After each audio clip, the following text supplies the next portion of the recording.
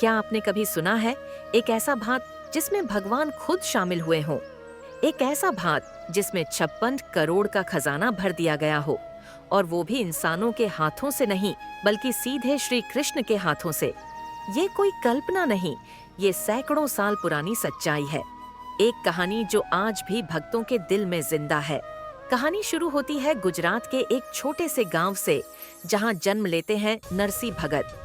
लेकिन जन्म लेते ही गांव में एक खबर फैलती है, नरसी ना सुन सकते हैं और ना बोल सकते हैं। सोचिए, उस जमाने में जब न कोई आधुनिक इलाज था, न कोई खास डॉक्टर, एक बच्चा जो जन्म से खामोश हो, वो परिवार के लिए चिंता का कारण ही बनता। नरसी की दादी का दिल बैठ जाता। वो सोचती, ये बच्चा अपनी जिंदगी कैसे जिएगा। वो हर जगह दौड़ती। कोई संत गांव में आता तो नरसी को लेकर वहां पहुंच जाती। कोई साधु कथा सुनाता तो अपनी गोद में नरसी को बिठाकर आशीर्वाद लेने ले जाती।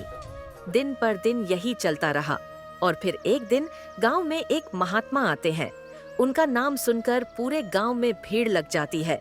लोग कहते हैं, ये संत बड़े ज्ञानी हैं, जिनसे जो भी वरदान मिलता है वो सच होता है। दादी भी नरसी को गोद में लेकर उनके पास पहुंच जाती है। महात्मा नरसी को देखते ही मुस्कुराते हैं और कहते हैं, ये बालक बहुत बड़ा भक्त बनेगा। दादी की आंखों में हैरानी और दिल में सवाल, भक्त? लेकिन महात्मा जी, ये बोल नहीं सकता, सुन नहीं सकता, ये भक्ति कैसे करेगा? महात्मा बस हल्का सा मुस्कुराए। उन्होंने नरसी को अपनी गोद में उठाया, धीरे से उसके कान में बोले, बोलो राधा कृष्ण, और चमत्कार हो गया। नरसी के जीवन का पहला शब्द था राधा कृष्ण। दादी की आंखों में आंसू आ गए। गांव के लोग हैरान थे, ये चमत्कार था या भगवान की योजना? उस दिन से नरसी के मुख में बस एक ही नाम था, राधा कृष्ण। राधा कृष्ण, सुबह शाम दिन रात, हर सांस में, हर धड़कन में सिर्फ कृष्ण का नाम। समय बीता, नरसी बड़े हुए। उनका जीवन साधारण नहीं था, उनका जीवन भक्ति का उदाहरण था। दिन रात भजन कीर्तन, प्रभु का स्मरण, यही उनकी संपत्ति थी। भगवान ने उनकी भक्ति देखी और उन्हें इतना धन दिया कि 12 पीढ़ियां बैठकर खा सकती थीं। गांव में नरसी को केवल भक्त ही नहीं बल्कि एक बड़े सेठ के रूप में भी जाना जाने लगा। लेकिन भगवान की लीला यहीं खत्म नहीं होती। समय बदलता है। नरसी की एक बेटी होती है, नानी बाई। बेटी का विवाह एक बड़े और संपन्न घराने में कर दिया जाता है। शुरुआत में सब कुछ अच्छा था, लेकिन वक्त के साथ नरसी की संपत्ति धीरे धीरे खत्म होने लगी, और जैसे ही धन खत्म हुआ, रिश्तेदारों का प्यार भी खत्म हो गया। नानी बाई के ससुराल वालों ने नरसी से सारे रिश्ते तोड़ दिए। इतना कि शादी के बाद नानी बाई ने अपने पिता का चेहरा तक नहीं देखा। वक्त अपनी चाल चलता रहा।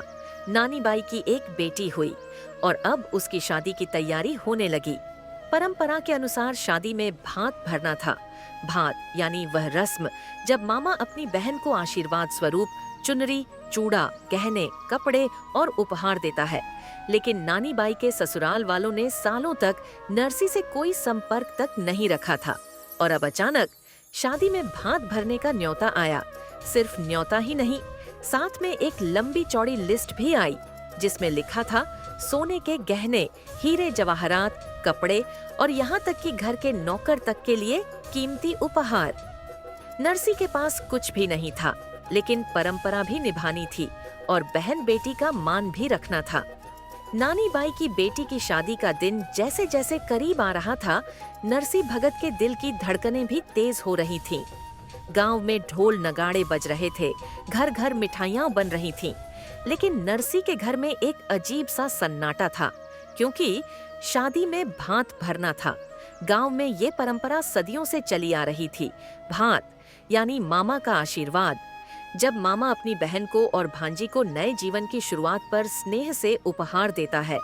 लेकिन यहाँ मामला अलग था। ये कोई साधारण भात नहीं था। ये भात ऐसा था जिसकी लिस्ट देखकर अमीर से अमीर सेठ भी सोच में पड़ जाए। ससुराल वालों ने सूची भेजी।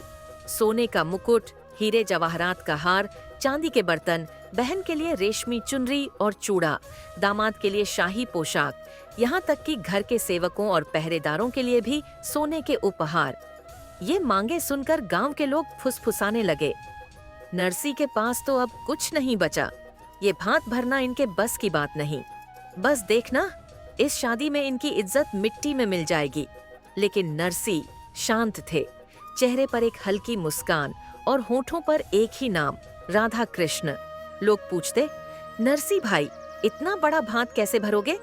नरसी बस एक वाक्य कहते, मेरे जीजा जी आएंगे। गांव वाले हंसते, जीजा जी? कौन जीजा जी? नरसी अपनी आंखों में अटूट विश्वास लेकर कहते, कृष्ण मेरे जीजा जी हैं। लोग इसे पागलपन मानते थे, लेकिन नरसी के लिए ये पागलपन नहीं, जीवन की सच्चाई थी। दिन बीते और भात का दिन आ पहुंचा। नरसी अपने 16 सूरों अंधे साधुओं के साथ नानीबाई के ससुराल पहुंचे, लेकिन वहां जो हुआ उसने नरसी का दिल तोड़ दिया। उन्हें बैठने की जगह नहीं दी गई, खाने का एक दाना तक नहीं दिया गया। लोग ताने कसने लगे, आ भी गए, देखना अब कैसे भात भरते हो।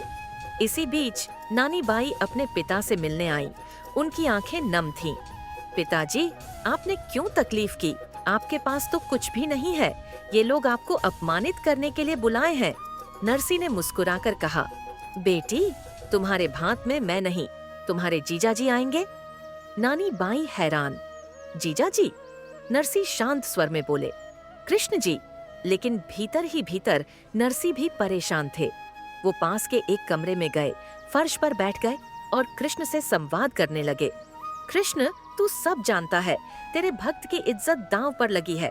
कर्मा कहीं तेरी काकी लगती है, मीरा तेरी मौसी, उनके घर तू बिना बुलाए पहुंच जाता है। खिचड़ी खाने में, दूध पीने में तू देर नहीं करता। लेकिन आज मेरे घर से पैसे की बात आती है तो तू आने में देर कर रहा है।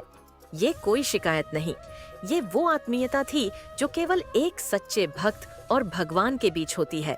उधर वृंदावन में श्री कृष्ण की बांसुरी थम गई। उनके चेहरे पर मुस्कान आई।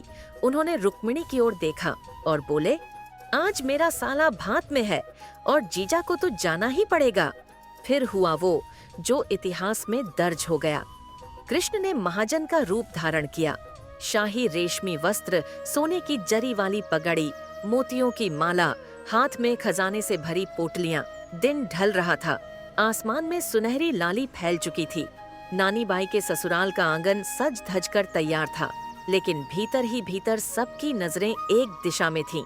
नरसी क्या लेकर आएगा? ससुराल वाले अंदर ही अंदर हंसी दबा रहे थे। उनकी सोच थी, जिसके पास खाने को नहीं वो भात भरने आएगा। आज पूरा गांव देखेगा कैसे उसकी इज्जत धूल में मिलती है। लेकिन उसी समय गांव के बाहर से हल्की हल्की आवाज सुनाई देने लगी। पहले घोड़ों की टाप, फिर रथों की खड़खड़ाहट और धीरे धीरे आसमान में घुलती शंखनाद जैसी धुन। लोग दौड़कर देखने लगे और जो उन्होंने देखा उनकी आंखें चौंधिया गईं। दूर से शाही रथों की लंबी कतार आती दिख रही थी। हर रथ पर कीमती कपड़े टंगे थे, मोतियों से सजे घोड़े थे। रथों पर चमचमाते संदूक, जिन पर सोने चांदी की नक्काशी थी, जैसे कोई राजा अपने राज्य का खजाना लेकर आ रहा हो। रथों के आगे आगे एक महाजन चल रहे थे।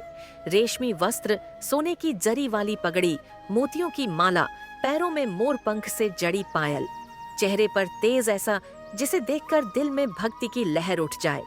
महाजन ने आकर नरसी को गले लगाया। साले साहब, चिंता क्यों करते हो? जीजा आया है तुम्हारा भात भरने। नरसी की आंखें नम थीं। उनके दिल ने पहचान लिया था, ये कोई साधारण महाजन नहीं, ये स्वयं श्री कृष्ण थे। फिर महाजन ने इशारा किया और रथों से खजाने उतरने लगे। सोने का मुकुट, हीरे जवाहरात के हार, रेशमी चुनरी, चूड़ा, चांदी के बर्तन, हर नाम सूची से पुकारा जाता और हर नाम पर एक एक संदूक खोलकर भेंट कर दिया जाता। यहाँ तक कि घर के नौकरों और पहरेदारों तक के लिए सोने चांदी के उपहार दिए गए। हर गली में चर्चा होने लगी, ये नरसी कौन सा महाजन है जिसके पास इतना खजाना है। ससुराल वालों के चेहरे बदल चुके थे। जहाँ पहले उपहास था, वहाँ अब आदर था। जहाँ पहले अपमान की तलवार लटक रही थी, वहाँ अब मान सम्मान की माला पहनाई जा रही थी। नानी बाई की आंखों में आंसू थे। उन्होंने अपने पिता को गले लगाया और कहा, पिताजी, आपने हमेशा कहा था मेरे जीजा जी आएंगे। आज उन्होंने सच में आकर मेरी लाज रखी। पूरा भात इतना भव्य था कि आने वाली पीढ़ियां भी उसे याद करती रहीं। गुजरात, राजस्थान, मालवा, हर जगह इस घटना को नानी बाई का भांत कहा जाने लगा। और फिर जब सब समाप्त हुआ, नरसी अपने 16 सुअरों के साथ लौटने लगे। उनके होठों पर अब भी वही नाम था, राधा कृष्ण, राधा कृष्ण। यह कहानी सिर्फ भांत की नहीं, यह कहानी आस्था की है। यह कहानी उस प्रेम की है जहां भगवान अपने भक्त की लाज रखने के लिए स्वयं आते हैं। दोस्तों, यही है भक्ति का असली अर्थ।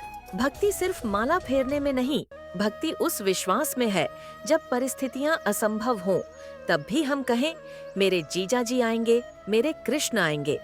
तो क्या आपके जीवन में भी कोई भांत बाकी है? क्या कोई ऐसी परिस्थिति है जहां आपको लगता है कि रास्ता बंद है? याद रखिए, विश्वास अगर सच्चा हो तो कृष्ण आज भी आते हैं और भक्त की लाज रख जाते हैं। हरि नाम संकीर्तन, जय श्री कृष्ण।